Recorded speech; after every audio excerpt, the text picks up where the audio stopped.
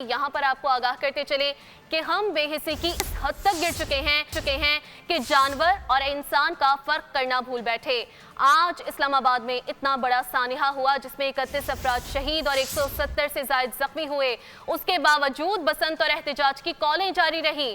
फैसल वावडा का एक्स पर पैगाम सवाल उठाया कि कम अज कम आज के दिन ये सरगर्मियां मौखर नहीं की जा सकती थी। एक तरफ जनाजे उठ रहे हैं और दूसरी तरफ ढोल बाजों की गूंज में पतंगे उड़ाई जा रही हैं और कहीं एहतजाज की तैयारी भी हो रही है। इस गम की घड़ी में शोहदा के लवाहिकीन के साथ खड़े होना चाहिए। दूसरी तरफ कोई एहतजाज की तैयारी कर रहा है, हमें एहसास कब होगा?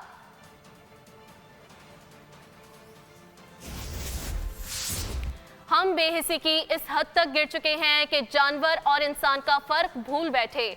आज इस्लामाबाद में इतना बड़ा सानिहा हुआ जिसमें 31 अफराद शहीद और 170 से ज्यादा जख्मी हुए।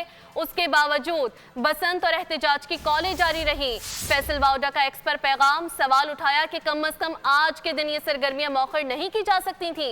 एक तरफ जनाजे उठ रहे हैं और दूसरी तरफ ढोल बाजों की गूंज में पतंगे उड़ाई जा रही हैं। सब्सक्राइब करें और बेल दबाएं ताकि कोई खबर रह न जाए।